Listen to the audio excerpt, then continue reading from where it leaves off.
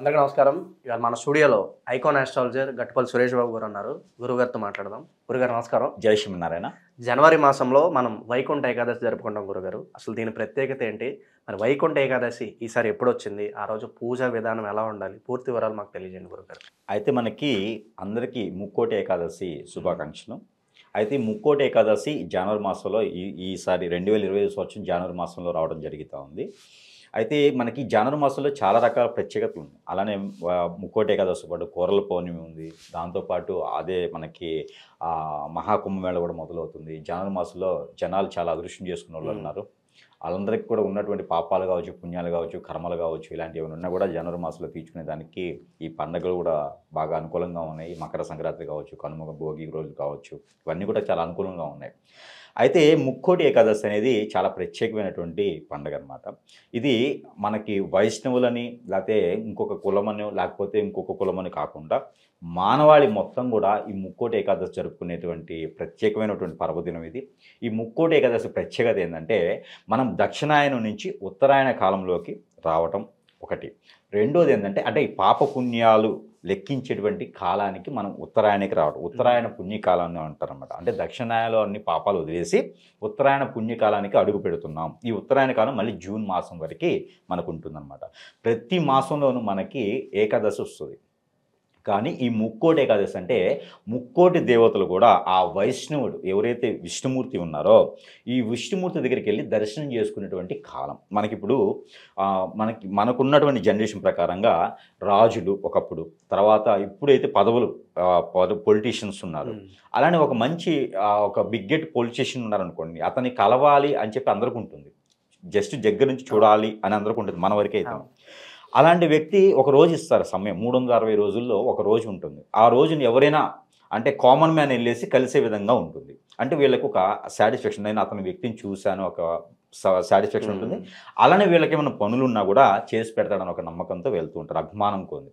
అలానే ఈ ముక్కోటి దేవతలు కూడా ఆ విష్ణుమూర్తి దర్శనార్థం పరితపిస్తూ ఉంటారన్నమాట. అంటే ఆ ఒక దేవాది దేవుడైనటువంటి బ్రహ్మ విష్ణు మహేశ్వరులో ఒకరు మనకు విష్ణుమూర్తి. ఈ విష్ణుమూర్తికి దర్శనార్థంగా ముక్కోటి దేవతలు వెళ్తున్నారు అంటే మానవాళికి ఇంకెంత అదృష్టం ఉంటుంది. అందులో ఇంకోటి ఏంటంటే ఈ ముక్కోటి ఏకాదశి మానవులు దర్శనం చేసుకోవడానికి గల కారణాలు ఏంటంటే మనం చేసినటువంటి ఏడాది పాటు వచ్చినటువంటి పాపాలు పుణ్యాలు మనకు తెలిసి చేసినా తెలియక చేసినా కొన్ని ఉంటాయి. ఇవన్నీ కూడా హరాయించుకుపోవటానికి మన పెద్దవాళ్ళు ఎవరైనా కాలం చేసి ఉంటే ఆ వంశం వృద్ధి అవ్వటానికి వాళ్ళు చేసినటువంటి కర్మలు పోగొట్టేసి అలానే వైష్ణవ దర్శనం అంటారు, అంటే వైకుంఠ దర్శనం అంటారు. ఈ వైకుంఠ ద్వారంకి వెళ్ళినప్పుడు ఆ స్వర్గలోకం అంటారు అన్నమాట. ఇక అంటే కాలం చేసినటువంటి వారు స్వర్గలోకానికి డైరెక్ట్గా వెళ్ళేందుకు ఈ ముక్కోటి ఏకాదశి అనేది ఈ పర్వదినాన విష్ణుమూర్తి దర్శనం చేసుకోవడం వల్ల వారి వారి యొక్క పేరు ప్రఖ్యాత కాపాడుకుంటూ ఆ పెద్దవారికి కూడా అందులో ఆ భాగ్యంగా ఆయన మనసులో పెట్టుకునేందుకు, ఆయన ఆత్మ స్వరూపంగా ఆత్మ మనసులో పెట్టుకునేందుకు ప్రత్యేకత ఉంది. అందుకని ఉత్తరాయణ కాలం మొదలయ్యేది కూడా ఈ ముక్కోటి ఏకాదశి మరునాడు నుంచి ఉత్తరాయణ కాలం కూడా మొదలవుతుంది అనమాట. అంటే పౌర్ణమి నుంచి ఉత్తరాయణ కాలం కూడా మొదలవుతుంది. అయితే ధనుర్మాసంలో ఈ యొక్క రవి భగవానుడు సంకరిస్తూ ఉన్నాడు. ఇప్పుడు ఈ ధనుర్మాసం నుంచి మకర రాశిలోకి, అంటే ధనుర్మాసంలో అంటే ఇప్పుడు మనకి ధనుస్సు రాశిలోని సూర్య భగవానుడు సంచరిస్తూ ఉండగా వచ్చేటువంటిది ముక్కోటి, ఈ వైకుంఠ ఏకాదశి అంటారు. ఈ ధనుర్మాసంలో సంకరిస్తున్నటువంటి సూర్య భగవానుడు మకర రాశికి వెళ్ళక ముందు వస్తుంది అనమాట. మకర రాశిలోకి వెళ్ళిన మిమ్మటే మనకి ఉత్తరాయణ కాలం మొదలవుతుంది. అంటే ఈలోపు మనకి మరణించిన వాళ్ళు కావచ్చు, పెద్దవాళ్ళు కావచ్చు, వాళ్ళ కర్మలు ఏమైనా ఉన్నా కూడా మనం ఒకసారి ఉత్తర ద్వార దర్శనం అనేది చేసుకుంటూ ఉంటాం. ఇందులో చెప్పుకుంటూ పోతే మనకి కృష్ణుడి కాలం వచ్చేటప్పటికి కూడా చాలా ఉంటుంది ఇందులో. అట్లనే అర్జునుడు, అలానే కన్నుడు, వీళ్ళందరూ కూడా వచ్చేసి, అంటే ఇప్పుడు వీళ్ళు ఉంటారు అర్జునుడు, పాండవులు, కౌరవులు ఉంటారు కదా. ఈ కౌరవులు వచ్చేసి పాండవులు వచ్చేసి ఉన్నప్పుడు మనకి కాలంలో మనకి కృష్ణుడు భగవాన్ ఉన్నప్పుడు ఈ కౌరవులు వచ్చేసి తలవైపును కూర్చొని ఉంటారు. కృష్ణుడు నిద్రపోతూ ఉంటాడు. నిద్రపోతూ ఉన్నప్పుడు కౌరవులు వచ్చేసి తలవైపును కూర్చొని ఉంటారు. పాండవులు వచ్చేసి కాళ్ళ దగ్గర కూర్చొని ఉంటారు. అందరూ చూస్తుంటారు, ఇది సినిమాలో అయితే చాలా దొరుకుతుంది. ఆ పాండవులు వచ్చేసి కాళ్ళ దగ్గర కూర్చొని ఉంటారు. అంటే మనిషి నిద్ర లేవగానే ముందు కాళ్ళు చూస్తాం, అంటే కాళ్ళ వైపే చూస్తాం. అంటే పిస్టేజీ గొప్పతనంగా నేనేంటి, నాకు 100 మంది అన్నదమ్ములు ఉన్నారు, నా ఆస్తులేంటి, నా రాజ్యం ఏంటి, నా యుగోతత్వం ఏంటి, నేను ఆయన కాళ్ళ ముందు కూర్చోవాలా అని కౌరవులు వచ్చేసి తలవైపున కూర్చున్నారు. ఓకే. అయితే పాండవులు ఎంతైనా మా బావ కృష్ణుడు, మా బావ, ఏదైనా మాకు ఆయన ఒక సలహాలు కావాలి, ఆయన ఒక ప్రేమ కావాలని చెప్పేసి అని కాళ్ళ దగ్గరే కూర్చొని ఉంటారు నిద్రలేసేంత వరకు కూడా. అయితే ఉత్తరాయణ కాలం ఈ ముక్కోటి ఏకాదశి రోజునే ఇది కూడా జరుగుతుంది అనమాట. ఆయన నిద్రలేసిన వెంటనే అర్జును వాళ్ళని చూస్తున్నాడు అనమాట, పాండవులను చూస్తాడు. ఈ పాండవులను చూడటం వల్ల వాళ్ళకి ఫస్ట్ పలకస్తాయి, ఏంటి బావా వచ్చావు, ఏంటి సంగతులు, ఎలా ఉన్నారు, అంతా కుశలమేనా అని అడుగుతాడు కృష్ణుడు. అది అడిగినప్పుడు అవును బావ అంతా కుశలంగానే ఉన్నాము, నాకు ఈ సమస్య ఉన్నది అని చెప్తాడు. అంటే మునుమెమ్మటే నిద్ర లేవగానే మనం కాళ్ళ వైపు చూస్తాం. కాళ్ళు ఎక్కడ ఉంటాయి అంటే ఉత్తరం వైపున ఉంటాయి. కాళ్ళు ఉత్తరం వైపునే పెట్టేసి నిద్రపోతారు. ఎవరైనా ఉత్తరం వైపున తలకాయ పెట్టి నిద్రపోరు. ఇది శివుని యొక్క స్టోరీలో ఉంటుంది, మళ్ళీ శివ పురాణంలో ఉంటుంది. ఉత్తర వైపు ఎందుకు నిద్రపోకూడదు అనేది అది ఒకటి ఉంటుంది.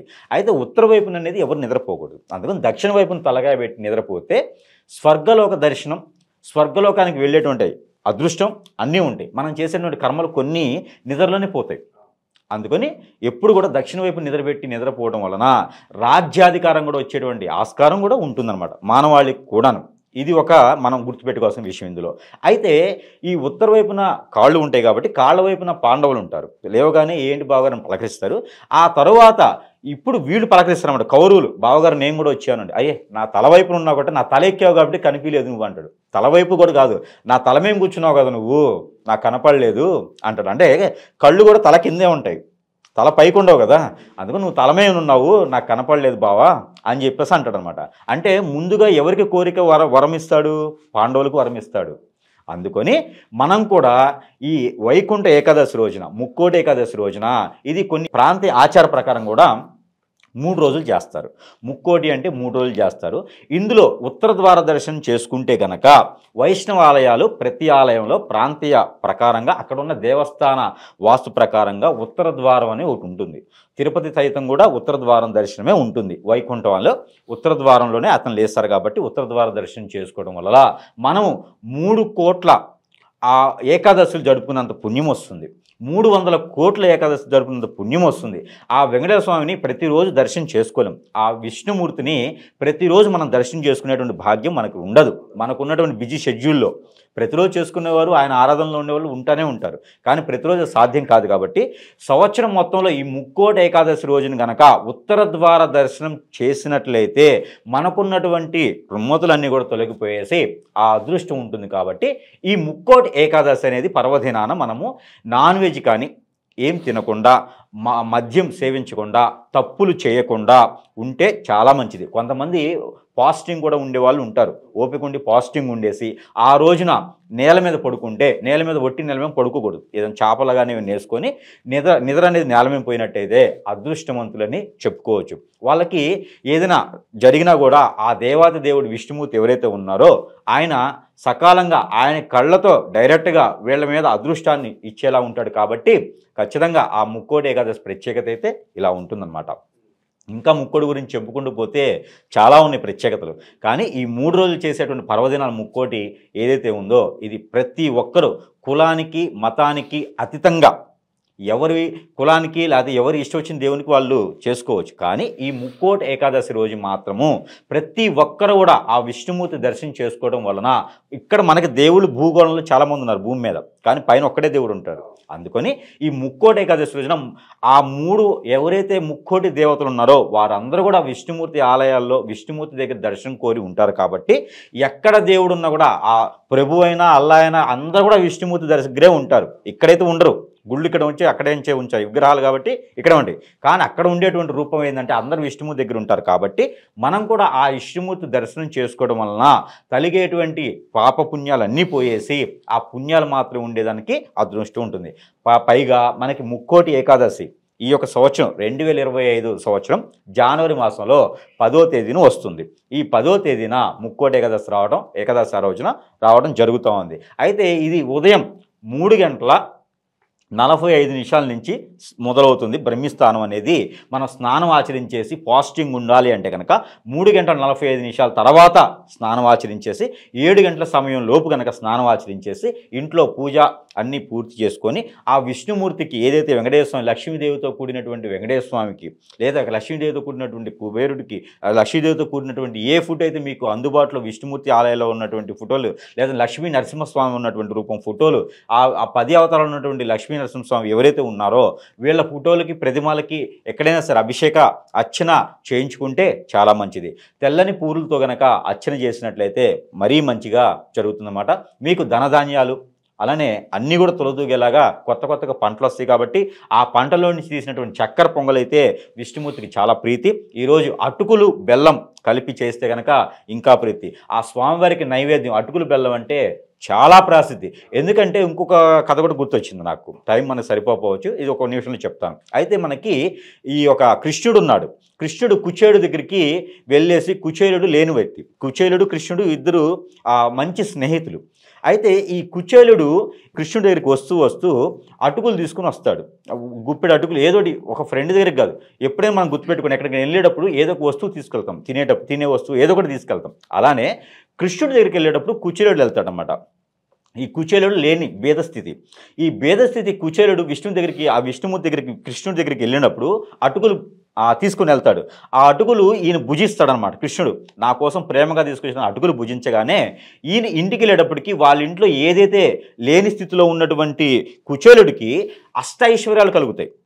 అలాంటి అటుకులు కూడా మనం నైవేద్యం పెట్టడం ద్వారా మన ఇంట్లో కూడా అలాంటి అష్టైశ్వర్యాలు తొలదూగేటువంటి అదృష్టం కూడా ఉంటుంది. కాకపోతే స్వార్థంతో కాదు, ప్రేమతో మనం పెట్టేటువంటి ప్రసాదం ఏదైతే ఉందో నైవేద్యం ప్రేమతో కనుక పెట్టినట్లయితే అష్టైశ్వర్య ప్రాప్తి కలుగుతుంది ఖచ్చితంగా. కావున ఆ రోజున మనము విష్ణుమూర్తి ఆలయంలో కనుక మనము చక్కెర పొంగల్తో పాటు అటుకులు నైవేద్యం, బెల్లం కలిపినటువంటి అటుకులు నైవేద్యం పెడితే కూడా మీకున్నటువంటి ఆ ఒక ఏదైతే శని బాధలు కావచ్చు, నవగ్రహ దోష కావచ్చు, అలానే మీకు ఏదైతే ఆర్థిక స్థితిగతుల్లో ఉన్నారో వాళ్ళందరికీ కూడా బాగుండేదానికి ఉంటుంది. కాబట్టి ఈ 3 రోజుల పాటు 8వ తారీఖు, 9వ తారీఖు, 10వ తారీఖు చేసేటువంటి ముక్కోటి ఏకాదశులు అందరూ పాల్గొనొచ్చు.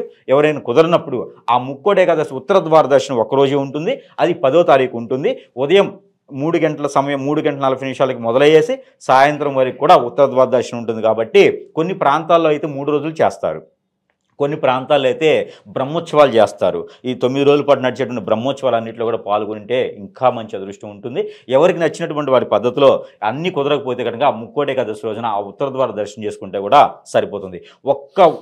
ఒక్కటైనా సరే తులసి బెల్లం తీసుకొని ఆ స్వామివారికి సమర్పించినట్టయితే మీకున్నటువంటి ఎలాంటి కోరికనైనా తీర్చేందుకు అనుకూలంగా ఉంటుంది. అలాగా ఆప్యాయతగా ఉంటారు. కాబట్టి ఒక్క తులసి దళమైనా సరే ఆ స్వామివారికి సమర్పిస్తే చాలా మంచిది. అలానే పానకం చేస్తారు.